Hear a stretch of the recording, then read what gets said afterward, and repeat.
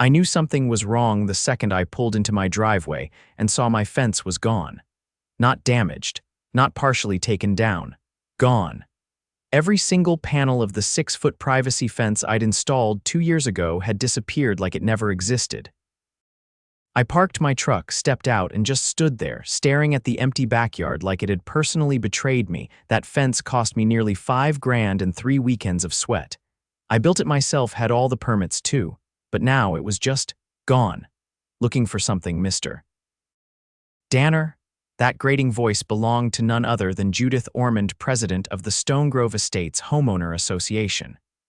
Mid-50s, always wore pastel cardigans no matter the weather, and absolutely lived to make other people's lives miserable. She stood on the sidewalk, arms crossed, with that look like she'd just caught a teenager sneaking a beer. Behind her, her little lapdog figuratively and literally yapped from its rhinestone leash. "Judith," I said, keeping my voice flat, "you know damn well what I'm looking at." "Where's my fence?" "It was in violation," she said, matter of fact. Section 12, Article 4, fences must not exceed 4 feet in height and must remain decorative in nature. Yours was an unsightly privacy wall. I blinked. "It's been up for 2 years. "Well, yes," she said with a sniff, "but we only recently reviewed the guidelines in our quarterly board meeting. Retrospective enforcement is within our rights. You ripped down my property. That's not enforcement. That's vandalism." She smiled like she'd already won. "It's not your property if it violates our covenants, Mr. Danner." I wanted to yell, but I didn't.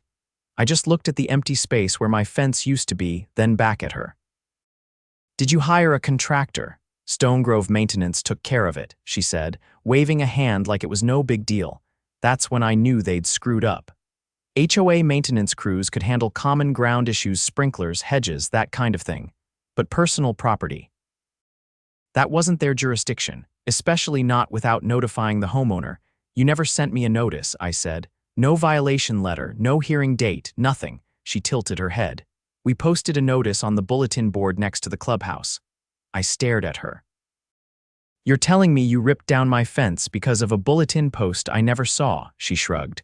"It's your responsibility to stay informed." That was the last straw. I didn't say another word. I walked inside, locked the door, and started gathering every document I had: emails, installation permits, photos, HOA bylaws.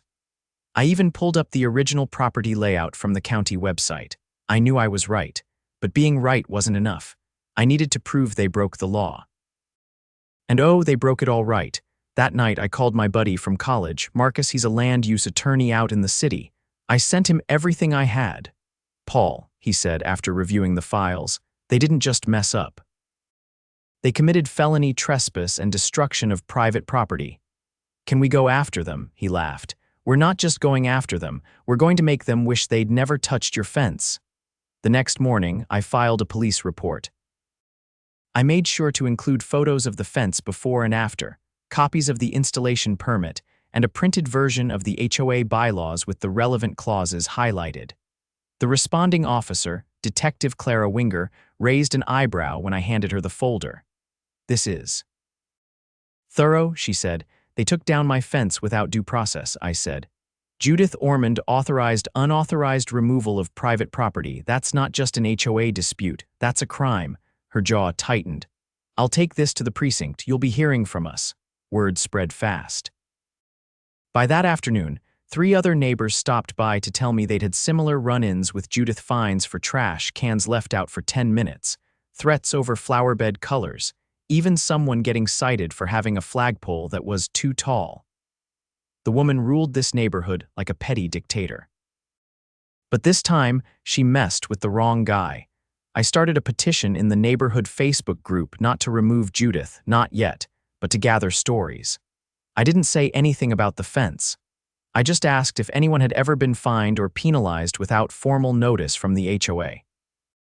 Within 2 days, I had over 30 replies. People were angry, and more importantly, they had receipts. On the 3rd day, I got a certified letter from the HOA. "Dear Mr. Danner," it began, "your recent communications and activities have been deemed disruptive to the harmony of our neighborhood. You are hereby warned to cease and desist from any inflammatory or defamatory statements regarding the Stonegrove Estates HOA. I laughed and took a photo of the letter, then sent it to Marcus. He called me 5 minutes later. They just gave you exhibit for harassment and intimidation. We're filing civil suit this week, and I'm notifying the county attorney.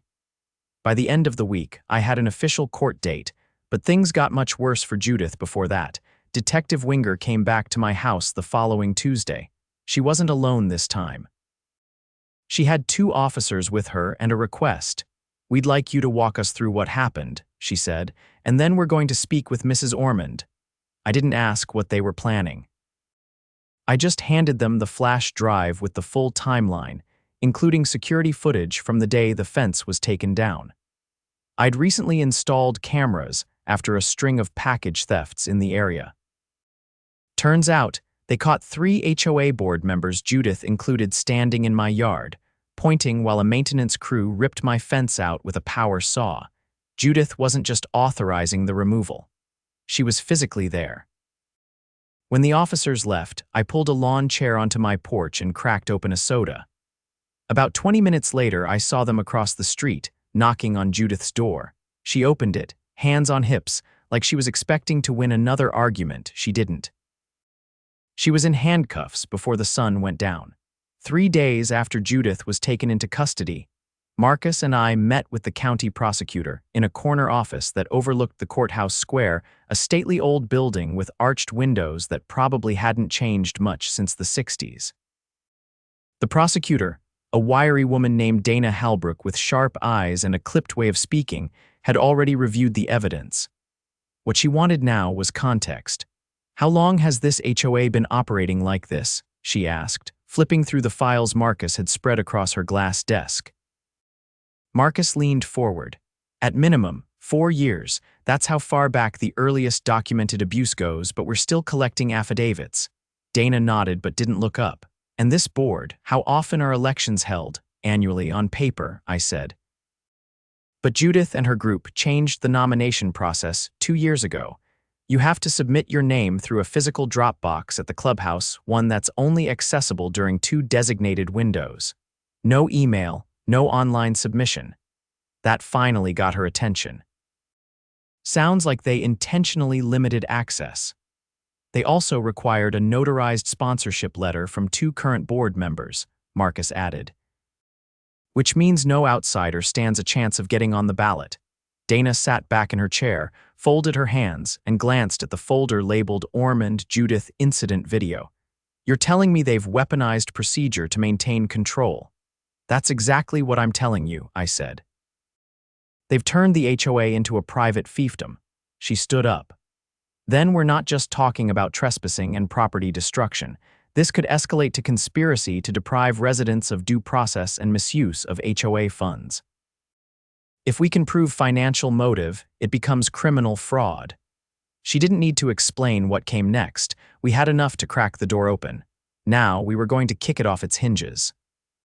That weekend, Marcus and I organized a neighborhood meeting not at the clubhouse, which was now padlocked by order of the county, but at the local library's event room.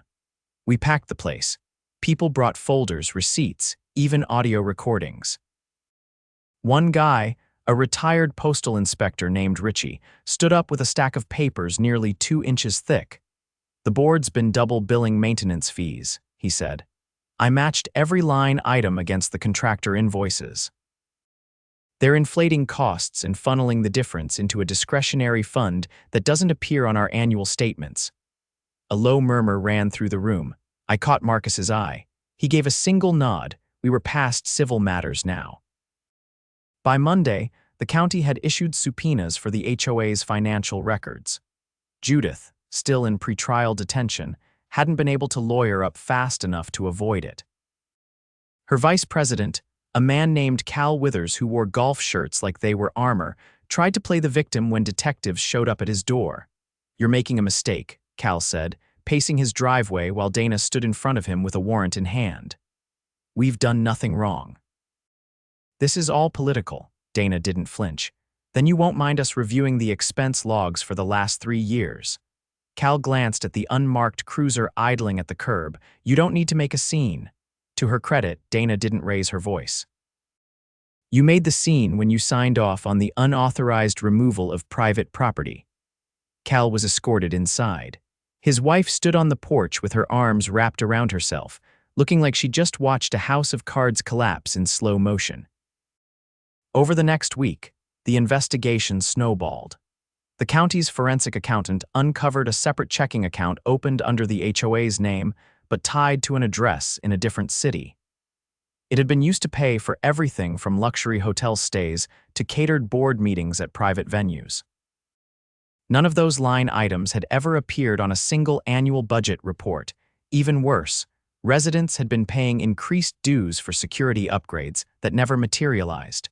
No cameras were installed, no patrols hired. But the invoices signed by Judith showed monthly payments to a company called Vantage Solutions LLC. Marcus tracked the company's registration. It was a shell. Owned by Judith's nephew. When Dana got that report, she didn't wait. Arrest warrants were issued for Cal, the treasurer, and the secretary. All three were booked within 24 hours. The HOA board had officially imploded, but we weren't done, not even close. One of the neighbors, a quiet woman named Evelyn who had lived in the neighborhood longer than anyone else, came forward with a letter she'd been sitting on for weeks. It was addressed to her late husband, postmarked 6 months after he died. Inside was a notice of violation, demanding payment for unauthorized structural additions in the backyard. Evelyn ignored it, assuming it was a clerical error. 2 weeks later, the HOA placed a lien on her property. That hit me harder than anything else. Judith had tried to extort a widow by threatening her home over a pergola that had been standing since 2002. I brought it straight to Dana. "This isn't just fraud," she said, setting the letter down. "It's elder abuse." Evelyn's case opened a legal avenue we hadn't considered: restitution. If we could prove the board used the HOA's authority to financially exploit vulnerable homeowners, we could push for full asset seizure. And we did. By the end of the month, the county filed a civil forfeiture action targeting both personal and jointly held accounts of the board members. Judith's Lexus, bought last year under her daughter's name, was impounded. Cal's second home in the mountains, frozen pending investigation. Meanwhile, I filed my own civil suit against the HOA for the cost of the fence, plus damages. Marcus advised me to keep the claim reasonable. We didn't want it tossed for being excessive, but we didn't need to go big. We just needed to win. And we did. The judge ruled in my favor, awarding full reimbursement plus legal fees. More importantly, the court ordered the HOA to hold emergency elections under third-party supervision. No more nomination drop boxes, no more fake sponsorship letters. When the ballots were counted, 5 new board members were seated, all of them regular residents. No cronies, no career manipulators. I didn't run. I didn't want the job, but I stayed involved. We passed new bylaws to prevent unilateral fines, required transparency for all expenditures, and limited board terms to 2 years. Every meeting was streamed online. Every vote recorded, and the fence, it's back, taller than before. Only this time, I left one panel unfinished until the new board was sworn in. When they held their first meeting, I invited them over. We installed the final section together. No speeches. No ceremony, just neighbors finally in control of their own neighborhood. The new board had barely settled into their roles when the audit team appointed by the County Oversight Committee discovered something buried deep in the old HOA's archived records. It was an offhand line item in a 10-year-old meeting summary referencing a property transfer agreement with a land developer called Red Falcon Holdings. At first glance, it didn't seem significant, but Marcus flagged the name immediately. Red Falcon's been blacklisted in 3 neighboring counties, he told me as he sat at my kitchen table, flipping through scanned documents. They've got a reputation for flipping green spaces into commercial parcels, usually by bribing or pressuring local HOA boards to rezone common land. My stomach tightened. You think Stonegrove's board tried to sell off part of the neighborhood? I think they already did. It took 2 days to get the plat maps from the county archive. When we compared them to the current neighborhood layout, the discrepancy was glaring. A strip of land that had once been designated as a community orchard, a narrow but lush belt that wrapped behind 12 homes on the west edge, was now listed as private commercial property. Except no one had built on it yet. No permits had been pulled, no construction had started. But the ownership had already changed hands. Marcus reached out to the county assessor's office. The deed transfer had been filed 7 months prior, signed by none other than Cal Withers, the HOA's former vice president, acting on behalf of the board. The sale price was listed at $27,000, far below market value. "That land's worth at least $120,000, Marcus said. "They sold it for a fraction of that, and it never went through a community vote." I contacted Dana Halbrook again and met her at her office that evening. Her demeanor had shifted since the first time we'd spoken. She was no longer cautious. She was pissed. "They used their positions to funnel neighborhood assets into private pockets," she said, pacing in front of her window. "That's grand larceny and fraudulent misappropriation of community property. If we prove intent to defraud, they're looking at serious prison time." Dana filed an injunction the next morning to freeze all development on the orchard parcel.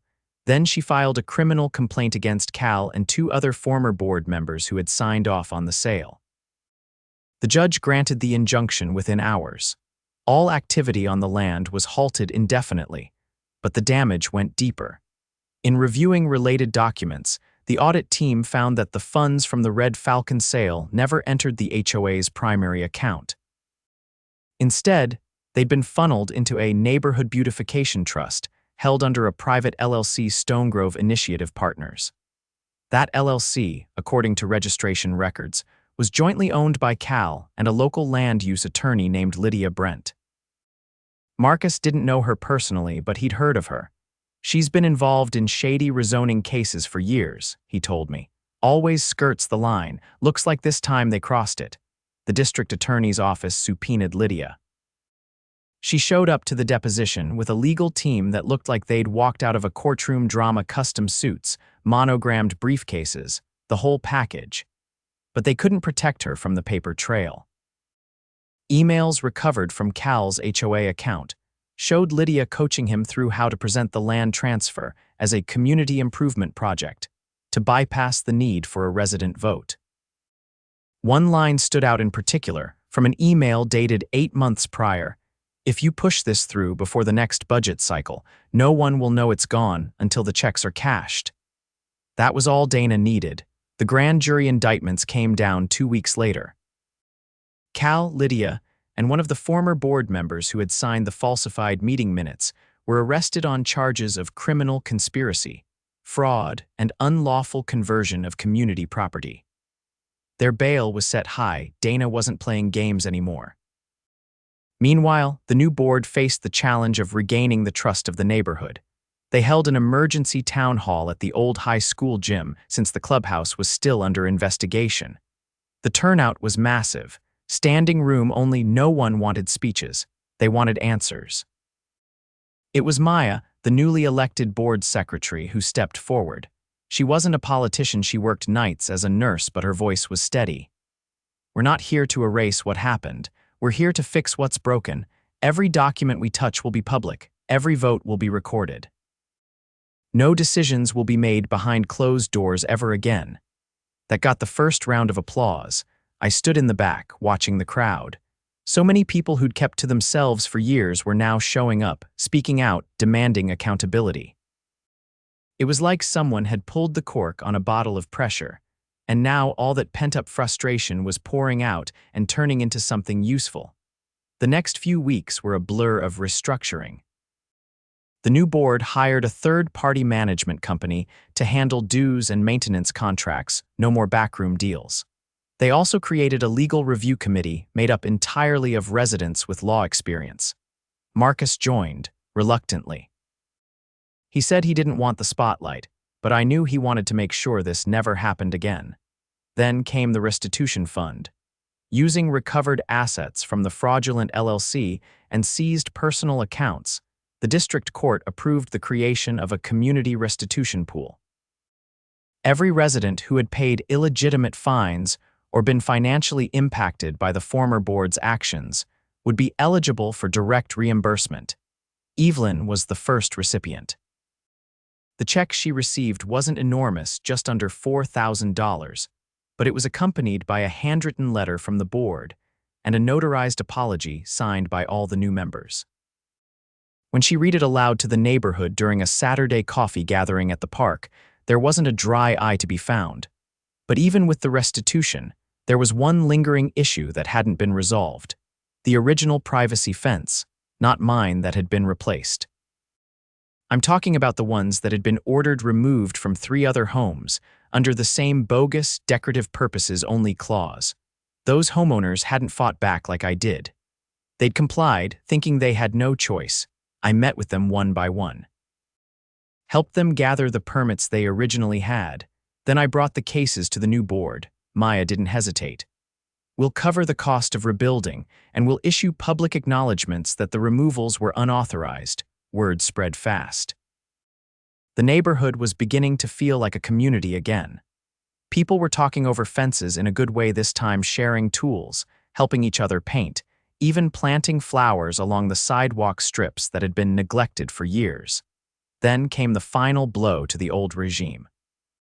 In the course of preparing for the civil case against Red Falcon Holdings, the county discovered that the developer had wired a private consulting fee of $15,000 to Judith's personal account 2 weeks before the land sale was filed.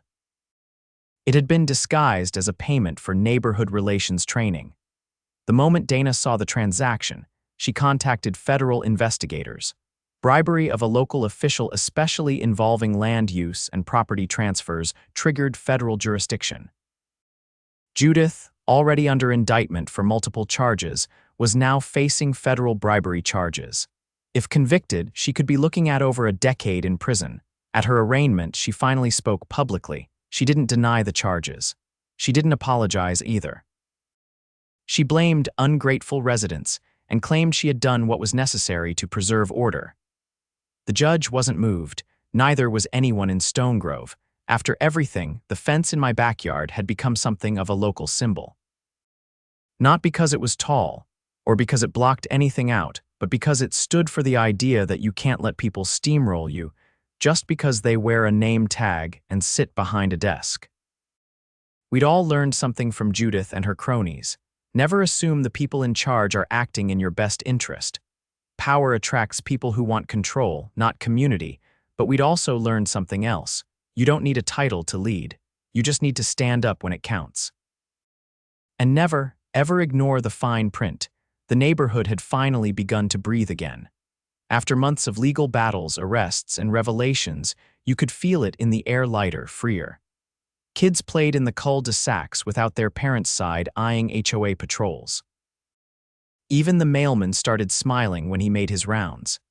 But just when we thought the rot had been cut out completely, a deeper infection surfaced. It started with a contractor's clipboard. A man in an orange vest, clipboard tucked under his arm, rang my doorbell early one morning. He looked confused, which was the only reason I didn't assume he was another code enforcer or city inspector. "Looking for a Mr. Danner," he said. "That's me. I've got a demolition order here for the green space behind lot 37. Says it's being cleared for utility access. There's no utility easement back there," I told him. "That's protected greenbelt." He scratched his beard and flipped through the paperwork. Pulled it straight from the county filing system. It's stamped and signed. I asked to see the documents. The signatures were forged. I'd seen the real ones enough times during the trials. Whoever did this had copied the names of old board members and filed the order through a backdoor channel, likely someone still embedded in the county's building department. The contractor backed off immediately when I showed him the injunction filed weeks ago. He thanked me, apologized, and left. But that was it. That was the thread. And once we started tugging, the entire fabric unraveled. I called Marcus, who had been working with the new board to clean up the legal side of things. He showed up within the hour with a portable scanner and a copy of the county's master zoning map. "Someone is trying to bury this while the dust is still settling," he said. "They know the neighborhood's distracted by the aftermath. and they're hoping no one notices until it's too late. We cross-referenced the demolition order with the zoning map and discovered something that made my skin crawl. The greenbelt wasn't just being cleared. A development plan had been submitted to rezone it as part of a mixed-use initiative. That plan included permits for a small warehouse facility and a private access road, both of which would destroy the buffer zone between our homes and the interstate. The name on the developer application: Red Falcon Holdings. I couldn't believe it. After all the arrests, indictments, and frozen assets, they were still trying to push the deal through. And this time, they weren't using the HOA. They were using someone inside the county. We needed proof. Marcus reached out to his contact at the county clerk's office, a woman named Delaney who had once worked as a paralegal for a land trust nonprofit. She agreed to meet us in person, off the record. We met at a coffee shop just outside city limits, the kind of place where no one asked questions and the Wi-Fi never worked. Delaney brought a flash drive. She didn't say much, just handed it over and warned Marcus to watch for the meeting notes from February. When we opened the files, we found our answer. There had been a closed-door meeting between Red Falcon's lawyer and a deputy zoning administrator named Curtis Mallory. No minutes were officially filed, but someone, probably Delaney, had saved a digital copy of the draft before it was deleted. In it, Curtis agreed to expedite conditional use approval in exchange for a consulting fee. The amount was redacted, but the implication was clear. Red Falcon had bribed a county official, and worse, they were doing it after the state had already launched an investigation into the HOA. They weren't just greedy, they were reckless. Marcus didn't hesitate. He contacted the state attorney general's office and forwarded the documents. Within 48 hours, a task force from the Office of Public Integrity was on site, combing through county zoning records and interviewing staff. Curtis Mallory was arrested 3 days later on charges of public corruption and tampering with official records. His office was sealed, his devices confiscated. Red Falcon's development permit was revoked immediately, and their company was officially blacklisted from doing business in the state. But the fallout didn't end there. The state's investigation unearthed a network of similar zoning deals across 3 counties. Red Falcon wasn't just targeting HOAs, they were systematically bribing local officials to access small green spaces, flip them as commercial zones, and profit before anyone could stop it. Our HOA had just been one of many. The story made headlines. Not just local papers, but state news outlets, even a segment on a national watchdog news program. And right there in the middle of it all was a photo of me, Marcus, and Maya, standing in front of the newly restored fence with a headline that read, "The fence that brought down a corrupt empire." For the first time, I felt the full weight of what we'd done. We hadn't just fixed our neighborhood. We'd exposed an entire web of corruption that had been bleeding communities dry for years. The state attorney general invited us to a press event. I didn't want to speak, but Maya insisted. "You started this," she told me. "People should hear it from someone who doesn't wear a badge or a suit," so I spoke. I told our story not just about the fence or the lawsuits or the indictments. I told them about Evelyn, about Richie's spreadsheets, about the quiet way people had been bullied into silence, and the louder way they'd found their voice again. After the press event, the state legislature introduced a bill requiring all HOA boards to register with a public oversight panel. It mandated transparency for financials, required open elections, and gave residents the right to petition for independent audits. They called it the Stone Grove Act. It passed unanimously. Back in our neighborhood, things finally reached a calm I hadn't felt in years. The clubhouse reopened not under lock and key, but with a keypad code everyone had access to. The greenbelt was reseeded, benches installed. Evelyn donated a plaque with the names of every resident who had testified or contributed evidence. It wasn't flashy, just a small bronze plate mounted on a stone near the walking path. We held a community dinner the night it was unveiled. No speeches, no agenda, just tables of food, coolers of lemonade, and the sound of laughter. The kind of night where no one needed to talk about bylaws or fines or lawsuits. Maya sat beside me, watching the kids race between picnic tables. You gonna run for the board next cycle? She asked. I shook my head. I think I've had my fill of politics. Good, she said. Because I was gonna ask you to chair the events committee instead. I raised an eyebrow. You already built the fence, she said.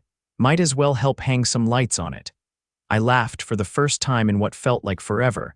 We didn't win because we had lawyers or clout. We didn't win because we shouted louder. We won because we paid attention. We read the rules. We asked questions. And when we saw something wrong, we didn't walk away. We stood our ground, right there in the dirt where a fence used to be.